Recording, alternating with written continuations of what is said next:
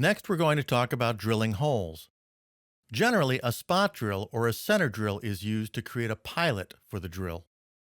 This keeps the drill point from walking away from the location. This is especially true for smaller drills that might bend or flex when starting the hole. Our part has 6 1/8 inch diameter holes, and there is a chamfer on the top rim of each hole. We will be creating that chamfer during the spot drilling process by using a tool with a 90-degree point. Spot drilling and drilling are common hole machining operations. Most CNC machines support a wide variety of hole machining CAN cycles. Fusion can support these through your post-processor. The idea of a CAN cycle, as it relates to the CNC machine, means that you can describe the parameters to drill the hole once, and then you simply specify any additional locations that need to be drilled. The cycle repeats at each location. This reduces the amount of code the NC control needs to machine the holes. Select the Drill Toolpath strategy located in the Drilling toolbar. On the Tool tab, press Select to pick our cutting tool.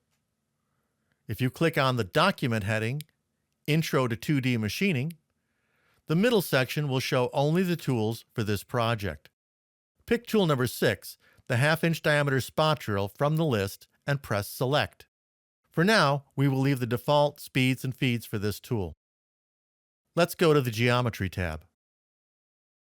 There are many options for selecting the holes to be machined. If you mouse over the geometry group name, the tooltip explains the type of geometry you can select for your drilling location. If you mouse over Hole Mode, you'll see even more information about the selection options. For this lesson, we will leave Hole Mode set to Selected Faces. Pick the chamfer face on any hole.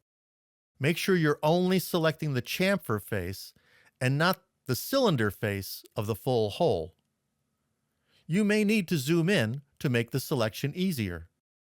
Fusion sees that the selected face makes a cone. It will use the bottom of that cone as the final depth for the spot drill. In the Geometry Group dialog, enable Select Same Diameter. This will find every other hole that matches the one you just selected. Enabling this feature opens many other selection filtering options. You can match the depth or the top height. Look at the tooltips for additional information. You can also view the online help by clicking the little eye in the lower left corner of the dialog. This requires internet access and your web browser. That's all we need to select our 6 holes. Let's go to the Heights tab. Make sure that our bottom height is set in reference from the hole bottom with an offset value of 0. This will drive the spot drill to the bottom of the cone, so we don't have to figure out any value for the depth. Let's go to the Cycle tab. In milling, we had a linking tab, but in drilling, we have a cycle tab. In here, we select the drilling cycle to use for our holes. We need a cycle that will feed to the depth and then wrap it out. Again, mouse over the cycle type box and you will see all the cycles with a description of their drilling motion. Be advised, your machine control or your post-processor may not support all of these cycles. In that case, Fusion will output all the individual moves to create that style of drilling, which may make a lot of NC code. The default drilling wrap it out cycle is all we need for a spot drilling operation. So there's nothing to select on this page. Press OK, and all of our spot drilling is complete. In this lesson, we learned about drilling hole selection, how machines use CAN cycles, Fusion's available drilling cycles, and spot drilling holes.